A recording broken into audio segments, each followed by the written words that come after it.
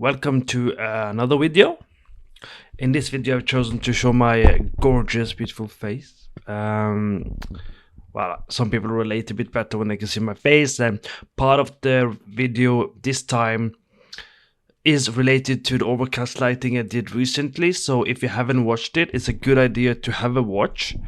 But mainly what we're trying to do in this video is to show you how you can use the same principles and knowledge to create different mood, different lighting, once you understand what each setting does in relationship to science and how the weather works, okay? But this time I want to go a little bit more in depth and explain some of the theory a little bit, not too much, but in a more organized manner, so it's easier for you to come back and go through things. Not as in depth I would do in a premium course, but this is one step closer to what I did before, because you guys left some comments, subscription and everything. So I thought, okay, people seem to be more interested in this, so I'll show a bit more on how it works. Okay, so the first thing I want to do is I just want to go through the theory, and please don't skip it. I'm trying to be as short and concise as possible, but it is vitally important that you have some basic understanding of this, and I've tried to do it as simple as possible. So let me pull up my notes and my PowerPoint, and we'll go through it, and I'll show some examples of how it works in between as well. Okay, so we're going to talk about the Blade Runner 2049. All right. And the goal here is to have an idea and an understanding of how they achieved the orange look, right? So we are thinking about the VFX, the gel and red filtration that they did, the green gel, the red filter, the 190 space lights, and the 3212 Maxia brute lights they used, okay? So first thing to understand is, in reality, of course, a lot of this is fake. It's based on VFX, but do pay attention to the original footage where it is exposed, and also the environment is kind of a very bright sky, very overcast and somewhat foggy. And then you can see another layer has been added on top with the fakeness of things to simulate the dustiness of the desert. But you have to remember that they are using, these green gel and red filters. And what they do is they combine both of them together to create this yellow-orange look. And to create that level of lightning and brightness, they're actually using these space lights. About 190 of them are spaced across the environment to spread the light in the dust, okay? So here you can see the floodlight they're using as well to create the highlights or the distance hotspots you sometimes see at the back. So the goal here is to do this one. I've done this one, and we're going to do a breakdown and explain some of the things that happens when you're doing this, right? So this is my version. So next thing we want to understand is how dense atmosphere impacts light. Okay, so there's cloud cover, sunlight intensity, fog density, atmospheric particles, Mie scattering, Rayleigh scattering, sun angle, color temperature, multiscattering, exposure settings, just to name a few. So sunlight intensity.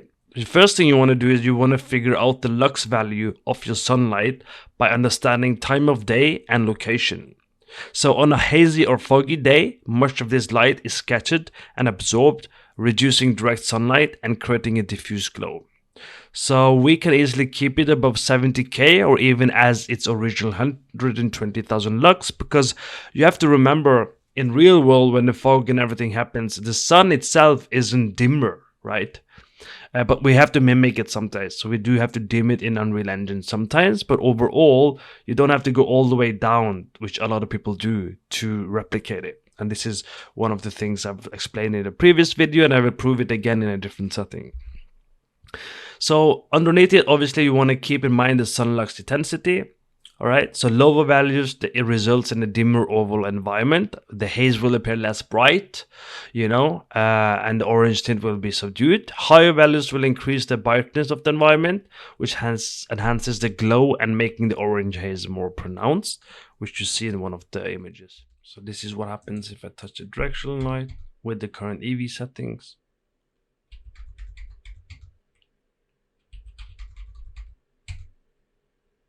Notice the color changing.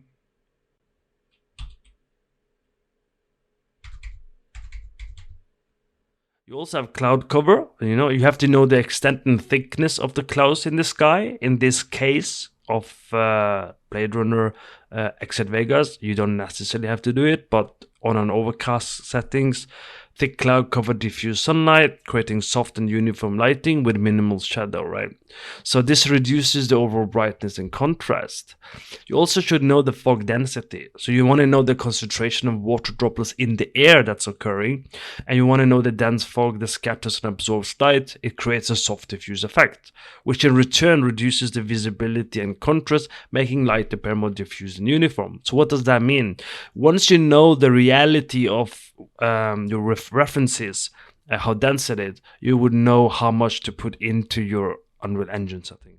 And keep in mind that I'm keeping these settings, so any other settings will change depending on this setting. And so I don't want to overcomplicate this basically, because it does get really complicated, and I'm trying to show you the fundamentals without confusing you, because the minute I turn off the exponential fog, you're like, what's going on, right? So keep in mind exponential fog in the case of Blade Runner, because it's a lower height and it's a local thing we're looking for. So we do want exponential fog, and you want to set it up to whatever you wanted to set it up to, really, and the settings for it. And I do talk about scattering distribution and extinction scale in the previous video, so do have a watch on that. But mostly we want to, I'm not going to go through it because obviously you know what happens. So you should know the number of particles present, such as dust, smoke, or pollutants in the air. Basically what happens is these particles, they scatter and they absorb the light, creating a hazy effect. This can result in a muted color palette and low visibility, which is often why you have this distinct glow around light sources. Okay, now one of the more important things to do most of this is Mie scattering. On the right side, you can see Rayleigh scattering is low, which means less blue, and Mie scattering is high, and the sun altitude is pretty high. So you can see the glow in the middle we were talking about earlier, and you can see that the overall color and spread is pretty even. Okay, so Mie scattering, you need to know the scattering of light, you know, and that happens to be the same particle size as the wavelength of the light. In this case, it's blue. Mie scattering leads to a uniform scattering of light, so that is why you have this gray or white appearance in photography, movies, and in our case what we want to achieve in Unreal Engine 2. And the goal is to enhance the soft diffuse lighting typical of fog and hazy conditions. So underneath this topic inside Unreal Engine, you do have something called Mie scattering scale. So if you put it on lower values, the results will what? It will be less scattering of light by particles, leading to a clear environment with less haze, meaning you will see the sky and the blue, in which case you would keep the Rayleigh scattering on the correct amount. So higher values of Mie scattering scale, it will increase the scattering effect, making the haze denser and the overall scene more diffuse. So already now you should know, okay, we want a high value for our scenes. So the Mie scattering scale, what happens if it's 0? I think it becomes like a blood moon setting. So if you're looking for like a blood moon, this is all you have to do. Again, it's such a powerful tool to understand this, because why would you have to spend frame rate? If you have the budget, you don't have to do it, because this will change this color anyway. So you're actually saving resources, because you're not adding the post-processing cost of all the color grading, because that's the post-processing cost. And this is changing the color for you. So I go 1, 2, 3, 4. And I will keep it on 4. So the Mie absorption scale also exists under this topic inside Unreal Engine. So lower values results in less absorption of light, making the haze appear brighter and less dense. Higher values increase the light absorption and creating a darker, thicker haze with a more intense orange tint. So here, depending on what we're aiming for, in some of the shots, if we were to copy a different Blade Runner shot, you might have a bit lower. In other cases, you will have higher. So you have to know this, and you have to know what the setting does, so you know what to treat. Makes it more yellow, which is not intended. And I will go to Mie absorption scale, put it on 0. 1, 2, 3, and 4. And I will keep it on 4. Now do keep in mind the yellow is less now, right? Because there's a relationship between the Mie Scattering scale boosting the color I've chosen and the Mie Absorption scale absorbing certain of the colors. Now keep in mind that if I go and change this slightly,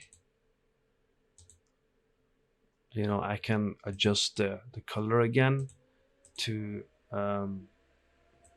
be the color I want it to be again, even though I am increasing the density of the particles. Okay. You also have something called Mie Anisotropy scale. So you want to use a lower value so the light scatters more evenly in all directions, reducing the directional glow effect.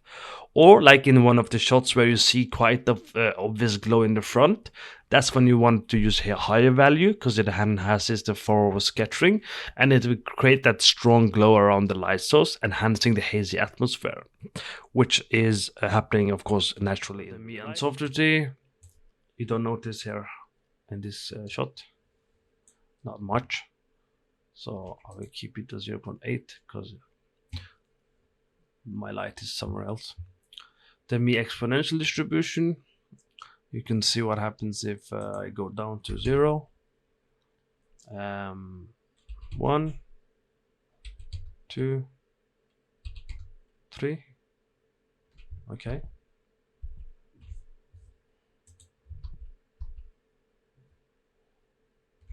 We keep it at 2. Actually, we will keep it at 1.2, 2.4. I mean. Okay. I don't touch this very much often, but you could do it if you wanted to help you with the general gradients a bit more and absorb certain color a bit more. So if I wanted to absorb even more of the blue, not that I think there's a lot of it left, so maybe I wanted to screw up and I wanted to go the other way. So you could do that depending on the version of the color grading you have. Okay. I'm not going to do that necessarily because I do want to observe the green. Because if you remember in the video, I was talking about the two filters that I'm combining. If I wanted to see the sky again, just remember you can do this, but obviously the sky is further up, so settings are a bit different.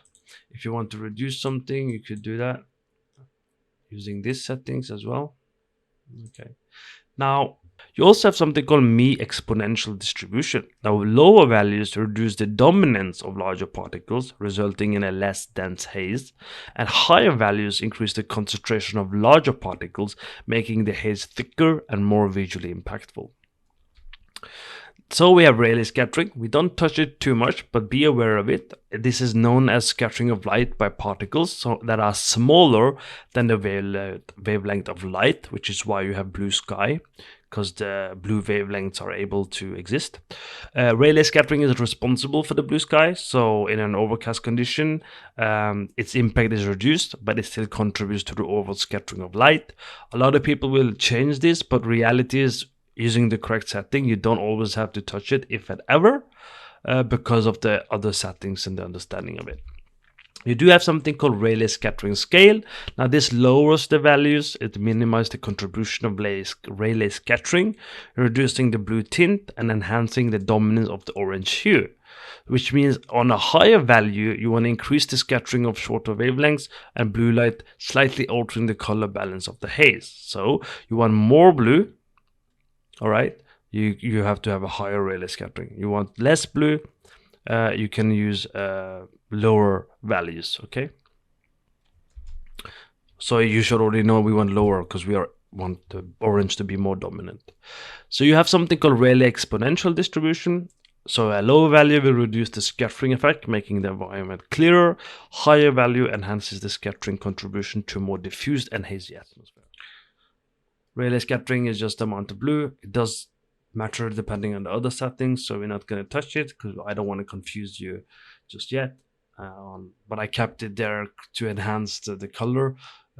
If I were moving around as a player basically, or there's some certain areas will be different, I want to have a certain change of the blue color, right?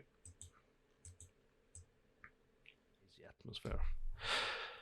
You also should know the sun angle, because you want to know the position of the sun in the sky, just in case, because it will alter the way you use some of the hotspots. A lower sun angle would be a sunrise or sunset, right? And if you use some of the default settings, it would be orange sunset, right? This has a warmer color temperature. Higher angle results in a more overhead lighting, of course. This will still be diffused under foggy hazy conditions, so don't think it needs to be a lower angle just because Unreal makes it look like that it's needed. Related to that, you have color temperature, both in terms of the post grading and the lights. So you need to know the original color temperature before grading, looking at reference pictures. Overcast and foggy conditions, they tend to produce cooler color temperatures such as blue, which is why we do add certain color to the Mie temperature inside the atmosphere setting. And adjustment can be made to achieve warmer tones, such as a yellow-orange in the Blade Runner 2049. I'll show you again how in more detail. The goal here is to do 90% of this without touching color grading or even the sunlight color. So you have a color temperature range. If you didn't know, lower values produce a warmer and more intense orange-red tint, like desert-like appearance. Higher values, I haven't done much else here. So if I were to go to the sunlight now, and I would make it, I don't know, 4,800, it's not necessarily gonna do much because of the way I've done things.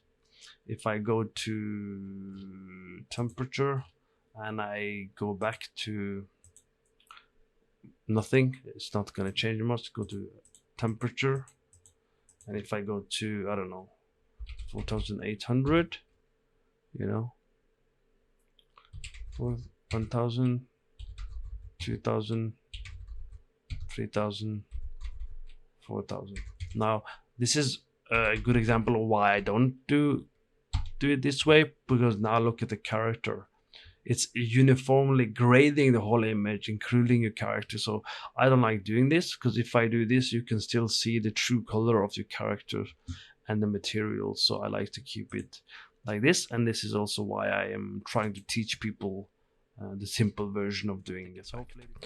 Now you have something called multiscattering inside the settings too, but this is specifically the fog setting. So the height fog setting has this particularly also, but you will see this in the atmosphere, which is where we are using it. Actually, I have to correct myself. I think it only exists in atmosphere. There are two settings in the fog setting that I haven't covered, but at the moment I'm talking about on top of the atmospheric settings. You have something called multiscattering, I believe, but it can also exist in volumetric fog setting. So you want to know the multiple scattering events of a light within the atmosphere you're lighting for. So you want to know how much the light is bouncing around and spreading. So this enhances the uniformity of the light distribution and contributes to the overall diffuse appearance of lighting in fog and haze. So the more diffuse you want it, the more uniformity you want it, the higher up you're gonna go. So lower values results in a few scattering events, making the haze less uniform and patchy, and higher values will increase the multiple scattering events, creating a more uniform and dense haze. But I might show you the connection of it later. So I will show you now the atmospheric height, which we mentioned in the previous video. What happens if I changed it? It should be different. If I go 0, it's going to be very different. Okay. And if I go 140, I had 120, so on purpose now I will keep it on 140 to show you it becomes brighter and more yellow because of some of the other settings I have. Multiscattering, I will show you what happens here too.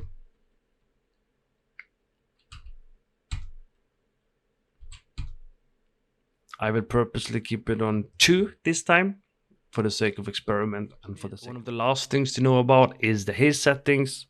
Exposure settings, sorry. You should know the camera settings from the movies if you want to do a good job. This will provide an appropriate exposure setting, ensuring that the lighting effects are captured correctly and balancing the brightness and contrast to achieve the desired look. Now, what we know based on this info is the sunlight should be around 50 to 70,000 lux, EV around 14 to 15, color temperature between 2000 and 3000, Mie scattering and absorption around 4ish, Mie anisotropy around 0.8, exponential distribution 6.7, atmosphere height 120 140, multiscattering 1.5 to 2, extinction scale around 8 to 9, scattering distribution around 0 to 8. Again, some of these settings is also under the fog when you want to use it to enhance the look a little bit. Okay, so your assignment, if you want to do this too, following along, is to copy what I'm doing and see if you can figure out your own version that is even 100% closer. So you want to make sure it looks as close as possible just using atmosphere setting. You're not allowed to change the color of the sunlight. You're not allowed to use post-processing. And only once you've done the look can you then start going to the other things too. That's an extra layer for another time. If you want to do that properly, we could do that. But overall, I also have intensity scale up. So if I do this, it gets a bit darker. So you do have to remember the other theories and other things I might have taught you in the paid courses, or I don't know, hopefully someone else have taught you this. But generally, there's a connection between all of these that needs to be set up physically correct first.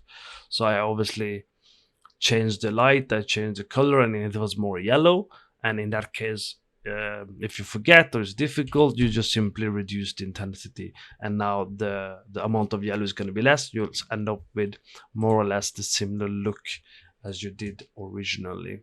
So that's also possible for you to do.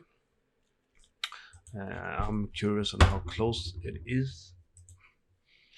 It's okay, cool. All right, hopefully that's useful. Again, I wanted to go a little bit more deeper and a bigger breakdown on this video itself.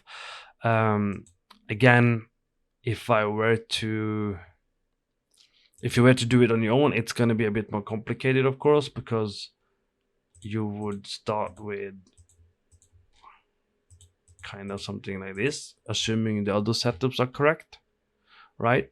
So what people normally do is I suppose they would go in here and do something like this. They will spend time going 2400 like this, 2800, right? They'll do this, and then they will be okay, that's cool. Then they would go here, I suppose, in a lot of the videos and a lot of the courses I've seen, and then they'll be like, okay, they'll try and do stuff here, which is not gonna help you, by the way. Or maybe they'll try and like experiment here and they don't know what they're doing and they're wondering why isn't it working. Or maybe they notice they can go here and they'll like try and do this. And you can also do emissive. There are certain things I haven't mentioned or done, but there are like emissive scale is sometimes correct. You could actually do that to create some of the material stuff that you need, depending on your understanding of this. So there are plenty of other things I haven't revealed yet. But so what happens is when you do this method, let's do a screenshot. Someone was asking me if I could mimic one of the other references, and I just showed them how I did it in 1 second basically. So let me just do here and here and here and not save. Okay, because this is important, and so why I don't do all of this nitty-gritty stuff, okay, is because you're not going to end up with the same quality and realism. Okay, there's a huge difference between what we did here. Look at that. You have this with highlights, you have this highlight, you don't see everything as much, right? And then quickly look at this. You can see the depth is more hazy, it's more foggy, there's more density to it. It's less uniform. So look at the character, it's not visible. Look at the highlights, look at the silhouette, it's more difficult to see it. Again, you can see more problems with the materials. I'm not saying the materials are correct, but what you can bypass that basically when you do this correctly the way I'm showing it. Look at this, right? So there's plenty of arguments to why you necessarily wouldn't do this. You also have different gradient, right? So this is very uniform if you look at just all of this, and then if you look here, like it's darker, then it's a bit brighter where some of the light's coming from, so it's better in my opinion, and hopefully you agree with me, and hopefully I will see more people use this in games more, and hopefully I will see more projects. And if you do learn something, please mention me and let people know that where you learned it from. I would appreciate that. If you want some more stuff, maybe you want to send me some projects that I can play with. If you have some foggy stuff and you want me to try and do it better, I'm happy to do that if I have time. Other than that, remember to stop by www.lightingboat.com for courses. Some are free, some of these are uploaded there with more information and stuff that I don't post on YouTube. And also stop by www.academiaoftalent.com for a free Unreal Engine 5 course by Dynasty Emperor, aka Jeremy, if you want to learn something else for free. So thank you for watching and have a wonderful life.